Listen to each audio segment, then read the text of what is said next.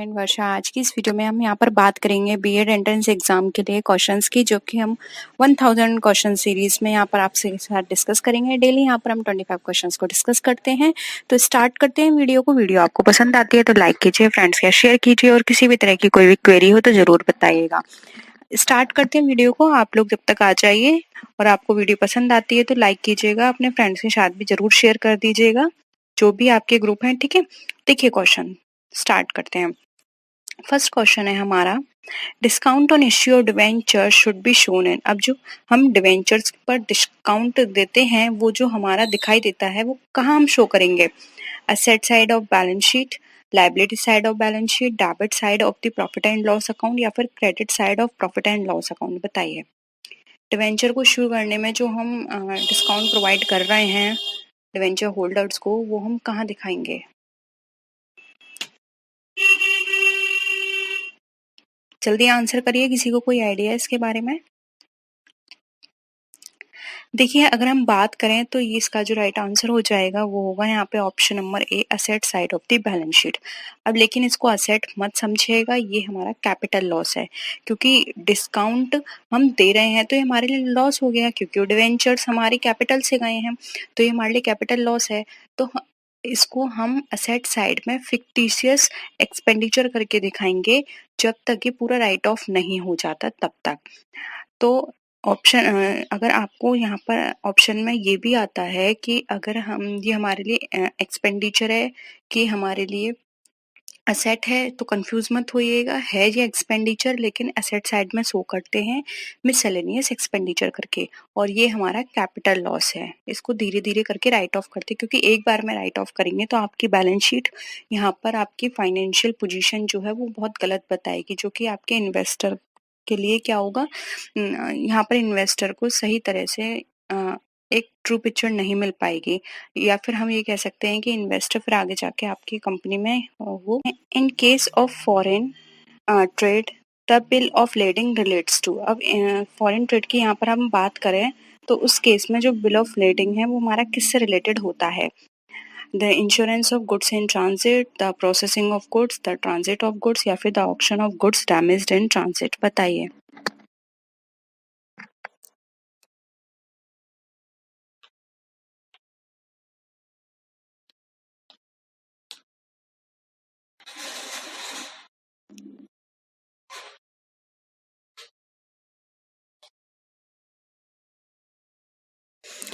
देखिए, यहाँ पर अगर हम बात करें तो इसका सी राइट आंसर हो जाएगा। ट्रांजिट ऑफ गुड्स की रिसीट होती है, जो कि हमारा जो भी शिपिंग कंपनी होती है ये उसके द्वारा हमें प्रोवाइड की जाती है विदेशी व्यापार में, अगर हम माल भेजते हैं तो, यानी कि एक तरह से आपके पास प्रूफ है कि आपने शिपिंग कंपनी से माल भेजा है। ठीक है, तो ऑप्शन सी यहाँ पे आपका राइट आंसर हो जाएगा।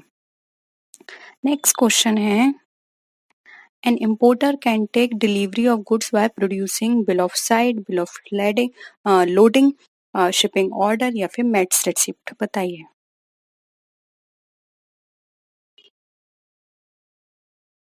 एक इंपोर्टर डिलीवरी कर सकता है, ले सकता है प्रोड्यूसिंग, कौन सा बिल होगा वो?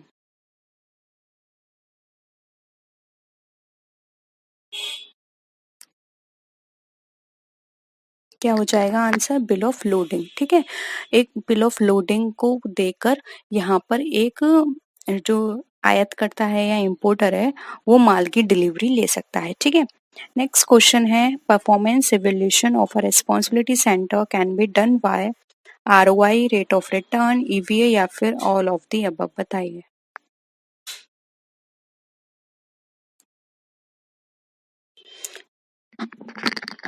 क्या होगा इसका आंसर यहाँ पर?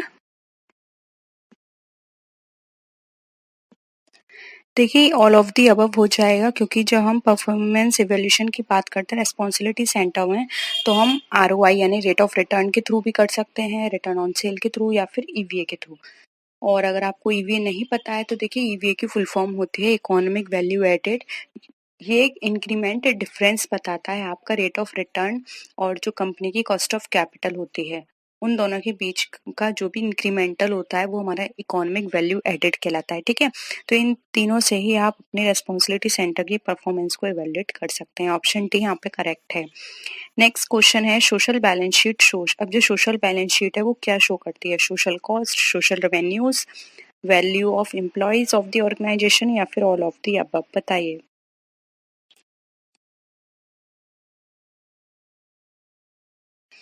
क्या हो जाएगा इसका आंसर यहाँ पर? सोशल बैलेंस शीट से कोई आपको पता है क्या होती है? कभी सुना है आपने इसके बारे में सोशल बैलेंस शीट या कहीं पढ़ा होगा? देखिए सोशल बैलेंस शीट जो होती है यहाँ पर आपको कोई सोशल कॉस्ट या रेवेन्यू नहीं बताती, ये आपको बताती है जो भी आपके एम्प्लॉय ऑर्गेनाइजेशन है, ऑर्गेनाइजेशन के जो भी एम्प्लॉयज हैं उनकी वैल्यूज को, ठीक है, यानी कि आपस में वो सोशली किस तरह से काम करते हैं वो। तो ऑप्शन सी यहाँ पे हमारा राइट आंसर हो जाएगा। नेक्स्ट है which of the following come under efficiency ratios. अब इसमें से कौन सा हमारा एफिशिएंसी रेशो के अंदर आता है? Average collection period, inventory turnover ratio, fix set turnover ratio या फिर ऑल ऑफ द अबव, बताइए। एफिशिएंसी रेशो आपने पढ़ा होगा जिससे हम अपनी कंपनी की एफिशिएंसी निकालते हैं।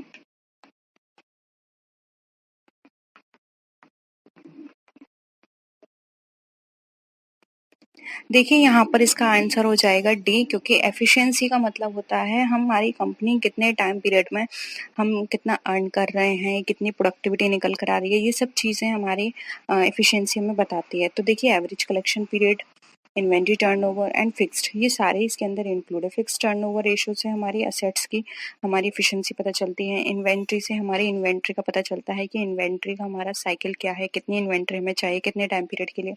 एवरेज कलेक्शन पीरियड से हमें पता चलता है कि हमारा जो कलेक्शन है किसी भी फंड का वो कितने टाइम पीरियड में हो जाएगा, ठीक है। तो ऑप्शन डी यहाँ पे हमारा करेक्ट है। नेक्स्ट क्वेश्चन है which one of the one which one is not the item of economic cost to the business, बताइए। इसमें से कौन सा हमारा इकोनॉमिक कॉस्ट का नहीं है item? Owner supplied resources, market supplied resource है, इम्प्लिसिट कॉस्ट या फिर non monetary opportunity cost of using owner supplied resources.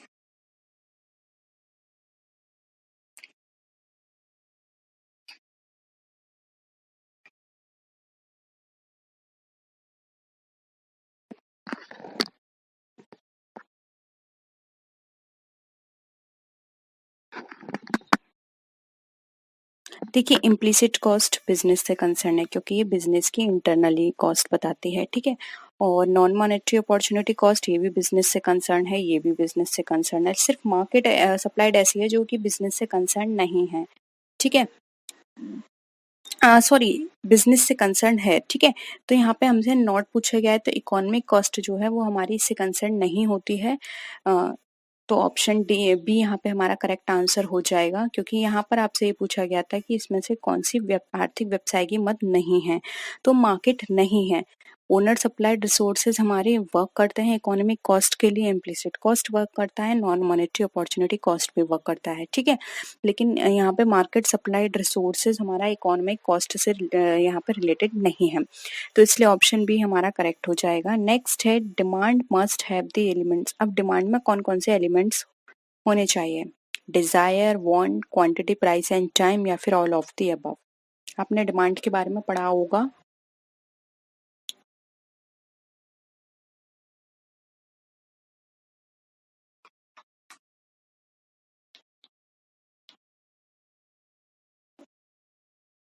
देखिए अगर हम डिमांड की बात करते हैं तो डिमांड में ये सारे ही एलिमेंट होने चाहिए। एक क्वांटिटी होनी चाहिए पर्टिकुलर डिमांड के अंदर कि हमें कितनी क्वांटिटी में परचेस करना है। एक प्राइस होना चाहिए, एक टाइम होना चाहिए कब परचेस करना है, वांट होनी चाहिए। ऐसा नहीं है डिमांड में ये सारी चीजें आती हैं। डिमांड वो कही जाएगी जिसकी हमें जरूरत है, जो हमें चाहिए या जिसकी हमें डिजायर है कि हाँ मुझे ये होना चाहिए, मुझे ये परचेस करना ही करना है, ठीक है। तो ये सारी चीजें मिलके हमारी एक डिमांड क्रिएट करती हैं। डिमांड कोई चीज नहीं है, डिमांड ये सारी चीजों से मिलकर बनी है जिसको हम बोलते हैं डिमांड।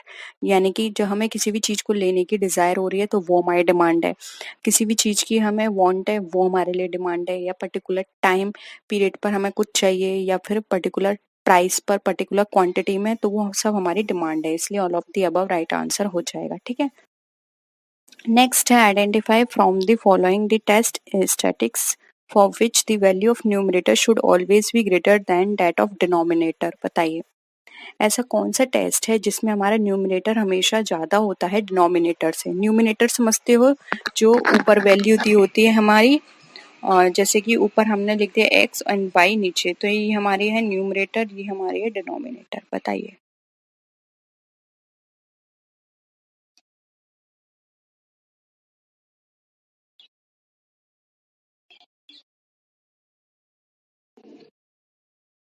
बताइए क्या होगा आंसर, क्या लगता है इसका आपको। देखिए राइट आंसर हो जाएगा एफ वैल्यू, जो कि ऑप्शन बी है। एफ वैल्यू में हमारी हमेशा numerator value greater than denominator होती है। ठीक है, नेक्स्ट है which of the following test can be based on the normal distribution. अब इसमें से कौन सा टेस्ट हमारा नॉर्मल डिस्ट्रीब्यूशन बेस्ड है। Difference between independent means, difference between dependent means, difference between proportions, या फिर ऑल ऑफ द अबव। आपने ये सारे टेस्ट पढ़े होंगे अपने स्टैटिक्स में।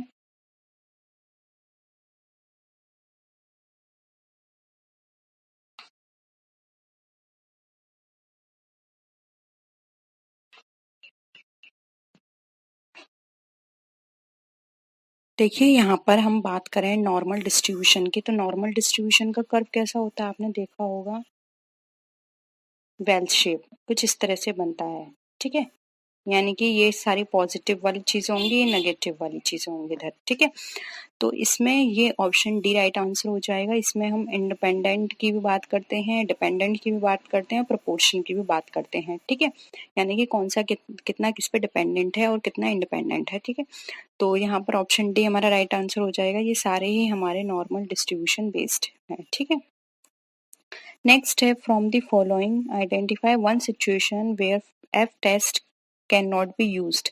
यानी कि हमें यहाँ पर बतानी है, इसमें आइडेंटिफाई करनी है एक सिचुएशन जिसमें एफ टेस्ट हमारा यूज नहीं होता।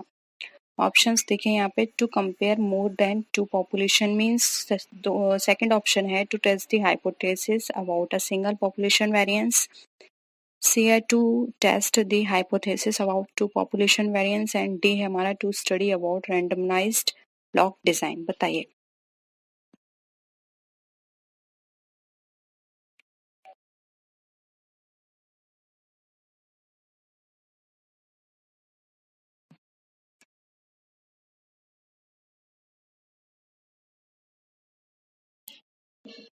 क्या हो जाएगा, ऑप्शन बी। इसमें हमारा एफ टेस्ट यूज नहीं होता है, यहाँ पर हम हाइपोथेसिस की बात कर रहे हैं सिंगल पॉपुलेशन वेरिएंस में, जबकि एफ टेस्ट हमारा हमेशा टू वेरिएबल्स को लेकर काम करता है, टू वेरिएंस को लेकर काम करता है। ठीक है, तो यहाँ पर ऑप्शन क्या हो जाएगा हमारा बी। नेक्स्ट है which statistical test should be applied to test the effectiveness of special coaching on the marks scored by the students. बताइए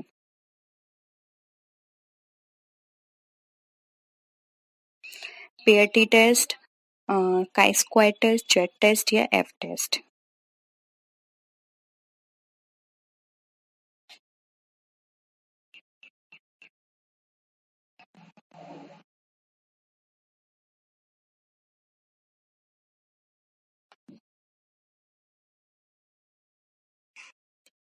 क्या हो जाएगा इसका आंसर।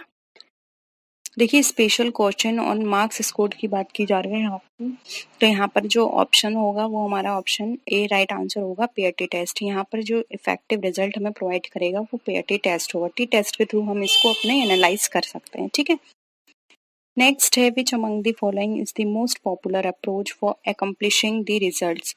ऑप्शंस हैं management by exception, reward system, management by objectives, या फिर mentor system. क्या होगा।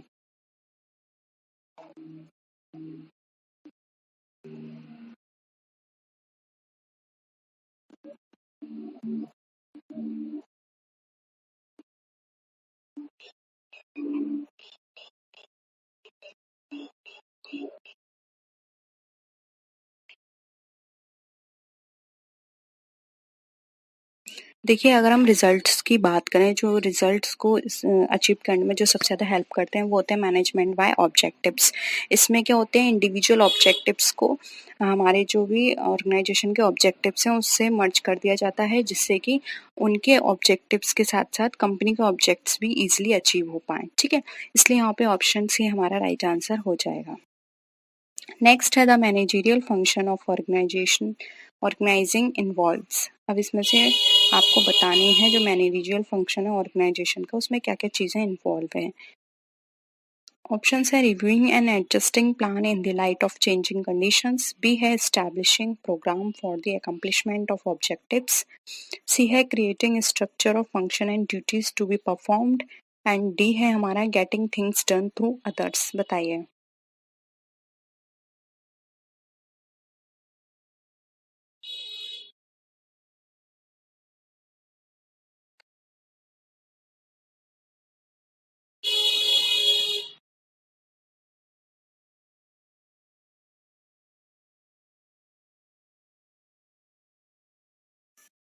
क्या हो जाएगा?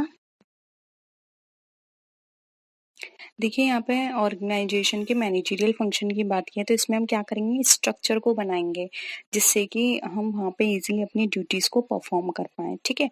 तो यहाँ पे creating structures of function and duties to be performed हमारा राइट आंसर हो जाएगा। ये हमारे ऑर्गेनाइजेशन का जो मैनेजरियल फंक्शन है, उसमें ये इंक्लूड होगा, ठीक है? नेक्स्ट है a leader who identifies what subordinate need to do to achieve objectives, clarify organizational roles and tasks, set up an organizational structure, reward performance and provide for the social needs of their followers is। यानी कि आपको एक ऐसा leader बताना है जो आपके जो भी ऑब्जेक्टिव्स हैं उसको प्राप्त करने के लिए आप जो भी सबॉर्डिनेट्स हैं उनको क्या करना चाहिए ये सब बताता है। एक वहाँ पे ऑर्गेनाइजेशनल स्ट्रक्चर तैयार करता है, ठीक है? और रिवॉर्ड परफॉर्मेंस भी प्रोवाइड करता है आपको। ये सारी चीज़ें किस एक लीडर में होती हैं? ट्रांसफॉर्मेशनल लीडर में, पार्टिसिपेटिव में, ट्रांजैक्शनल या फिर ऑटोक्रेटिक?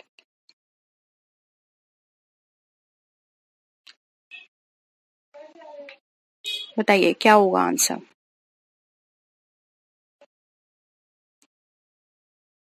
देखिए, ऑटोक्रेटिक तो नहीं हो सकते क्योंकि ऑटोक्रेटिक सिर्फ़ आपको ऑर्डर देगा, वो आपके संग ये सारी चीज़ें इतने सारे आपकी हेल्प या हम ये बोल सकते हैं आपके साथ इतना कोऑपरेट नहीं करेगा, ठीक है? अब आपको इन 3 में से बताया ट्रांसफॉर्मेशनल भी नहीं होगा, पार्टिसिपेटिव तो वो खुद पार्टिसिपेट करता है, लेकिन यहाँ पे तो पार्टिसिपेट की कोई बात ही नहीं की जा रही, इसलिए यहाँ पे ट्रांज़ैक्शनल हो जाएगा, ठीक है? ट्रांज़ैक्शनल उसको बोलते हैं हम, ठीक है? उस लीडर को। नेक्स्ट है which segmentation approach is most compatible with the spirit of the marketing concept? Benefit sort, income, social class या फैमिली साइज?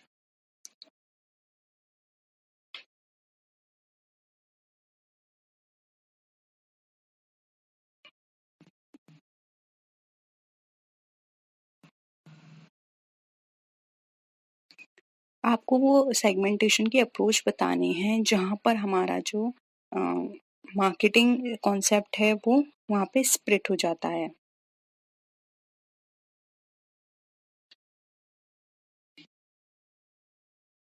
देखिए, सेगमेंटेशन की बात करें तो बेनिफिट सॉर्ट के अकॉर्डिंग हो जाता है कि हमें कहाँ पर कितना बेनिफिट लेना है, ठीक है? उसके बेसिस पर हमारा स्प्लिट हो जाता है सेगमेंटेशन। नेक्स्ट क्वेश्चन है who did give the concept of hierarchy of needs? Again very simple है, डायरेक्ट आंसर करते हैं, एएच मैस्लो, ठीक है? नेक्स्ट है induction of employees relates to. अब जो इंडक्शन है वो किसमें कंसिडर किया जाता है? Organisational awareness, training program, introduction या फिर assignment of duties?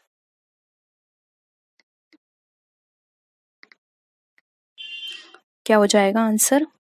Option C introduction. देखिए, इंडक्शन का मतलब होता है इंट्रोडक्शन ऑफ एम्प्लॉयज से, ठीक है? तो ऑप्शन सी यहाँ पे हमारा करेक्ट है।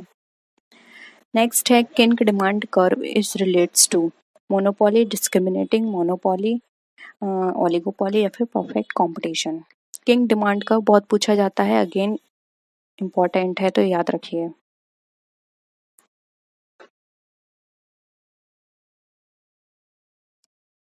क्या हो जाएगा राइट आंसर? ऑप्शन सी।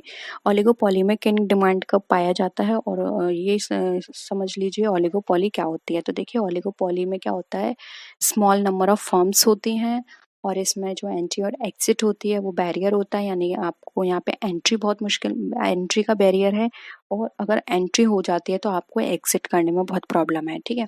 और प्रोडक्ट की बात करें तो इसमें आपको होमोजीनियस और डिफरेंशियल दोनों तरह के प्रोडक्ट मिलेंगे, ठीक है। नेक्स्ट आते हैं, who is not associated with HRM।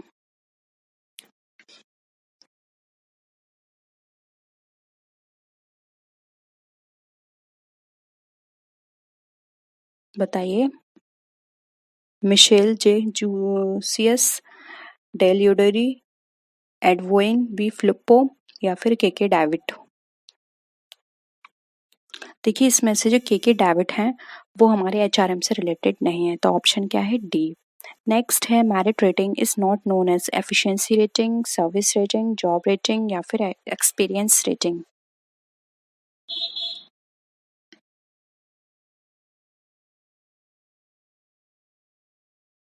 क्या हो जाएगा आंसर?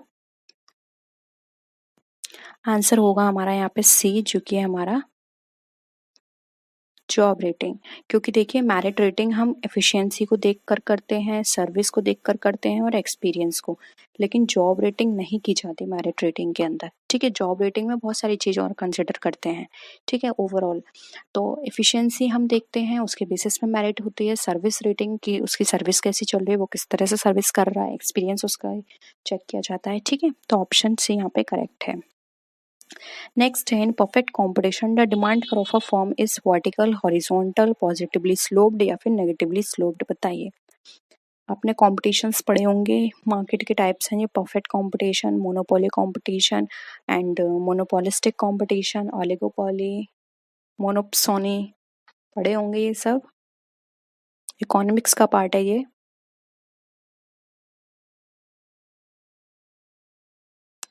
क्या हो जाएगा? Option B, horizontal. आप इसका कर्व देखिए, इसका कर्व कैसा होता है, ये रहा, ये हमारा क्या है, डिमांड कर्व है।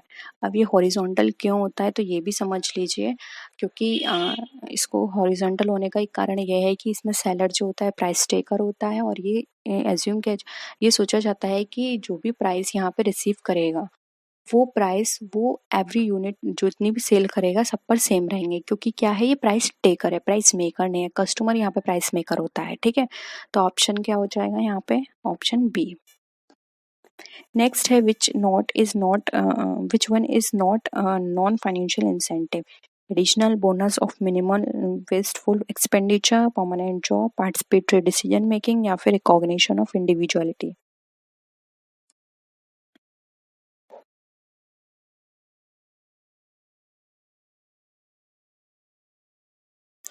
देखिए यहाँ पे नॉन फाइनेंशियल इंसेंटिव की बात की जा रही है, तो ऑप्शन ए हो जाए, क्योंकि यहाँ पे तो फाइनेंस की बात की जा रही है, और जबकि हम बात करें नॉन की, नॉन तो हमें परमानेंट जॉब, पार्टिसिपेटरी और इसमें बात करें, क्योंकि यहाँ पे किसी भी मनी की, फाइनेंस की बात नहीं की जा रही है, इसलिए नॉन फाइनेंशियल कौन सा है, ऑप्शन ए। नेक्स्ट है, HRM does not include job evaluation, job performance appraisal, और सेल्स प्रमोशन, या फिर जॉब एनरिचमेंट।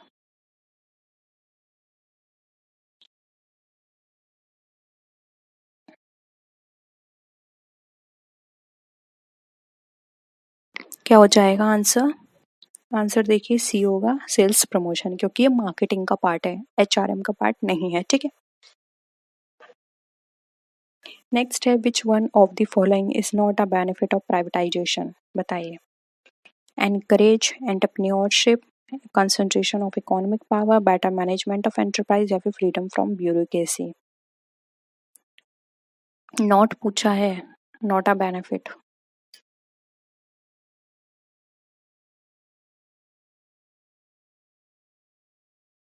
क्या होगा? ऑप्शन देखिए, बी हो जाएगा, कंसंट्रेशन ऑफ इकोनॉमिक पावर, क्योंकि देखिए यहाँ पर बेनिफिट पूछा है जो नहीं है।